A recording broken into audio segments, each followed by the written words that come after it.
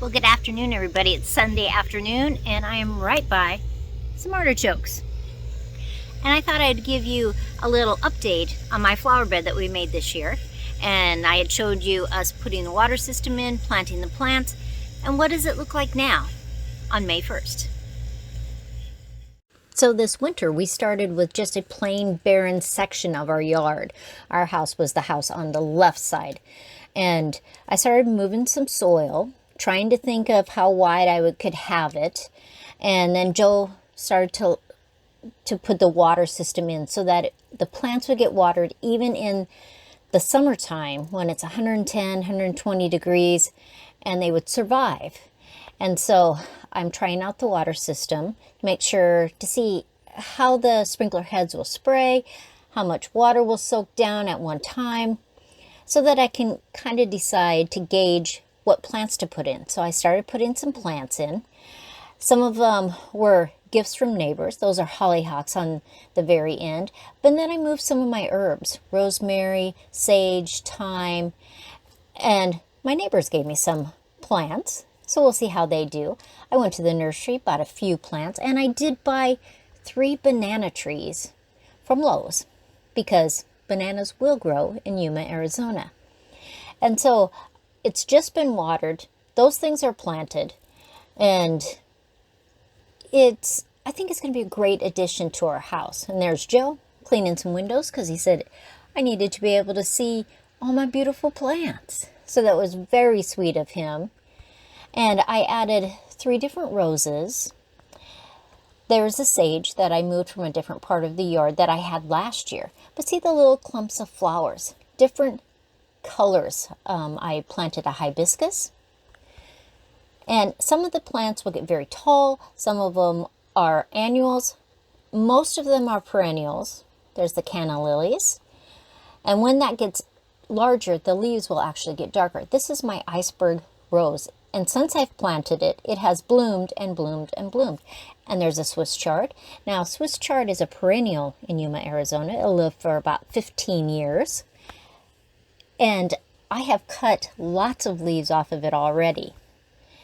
And you can see the snapdragons in the back. There's another rose. That's a pink rose. And I also have a red rose back over there. I have some Icelandic poppies that are just a joy with the different colors that they come up with, an eggplant, and my pygmy palm. That'll get about 10 feet tall. Now I'm adding more vegetables because I like to mix flowers and vegetables in the same bed. And artichokes is one of my favorites. So I'm planting an artichoke by each of the banana trees. Then a neighbor gave us an arbor. Now Joe did have to fix it and then we painted it. But I think I'm going to climb a rose over top of that. And it'll just be a beautiful addition. So when I go through the garden gate, I get to enjoy all my flowers. So that's kind of the idea. The snapdragons are now, May 1st, beautiful. All the plants have just grown and grown and grown through the winter in Yuma, Arizona.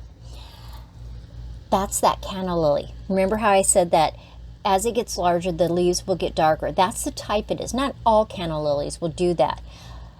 And those different kales and mustard greens you see in there were actually just microgreens that I planted in there. But look at those artichokes. Now, even if you don't eat artichokes, they are a great addition to a flower bed. And this plant actually has 10 that I could find, 10 artichokes on it now. And look at how big they are. That one's ready to get picked. I thought about picking it before the video, and I said, no. But see how it just shoots up more artichokes along that big stem. It's a beautiful plant. And I have carrots mixed in. There's that fig that we did in a video a couple weeks ago. I moved it from the regular garden. I wanted it to be able to get watered all summer long. And so we put it over there, and it's liking it. But what a difference. What a beautiful addition. And then there's the hollyhocks. Now, hollyhocks are one of my favorites. They were both of my grandmother's favorites. In fact, my dad always tells the story of on the farm, one of those great big metal milk jugs that it must have held 5 gallons of milk in it, was about a quarter full of hollyhock seeds. And she would just grab some each year and put them into her gardens. I absolutely love them. And the bees are just a buzz with them. Some of the plants are actually about 8 feet tall. Most of them are around 5.5 feet tall. Now, tucked in there, I have an elephant ear that I just want to have protected that first summer. And then over here farther, in between the hollyhocks, if I can find it, is a bird of paradise. There it is right there. I'm just guarding it that first summer because the hollyhocks will eventually die back in the heat, but they will stand there until I get home. A friend of mine gave me another canna lily, but the flowers are fabulous. And they get watered every 3 days on the system that Joe put in, and it has just worked really well. Plus, most of it, 3/4 of it, gets afternoon shade. And I think that really makes a difference. That's a bottle brush. That will get big too. But I'm happy. I put different Swiss chards, different places. And in fact, it seems like the bananas like them on their base. And there's that artichoke again. It is just the most fabulous plant. And I remember I have 3 of these. So one by each of the banana trees. The leaves are getting really full. And so that's always a clue that you can pick them. If you don't pick the artichokes, they actually will make a purple flower that the bees will go crazy about. But all kinds of little artichokes coming out of those big stems. It is a fabulous plant. Plus, it's a different color than a lot of plants. But see, there's a broccoli tucked in there. I am so pleased with this bed, and it makes such a difference to our property. And it will be growing when I get back.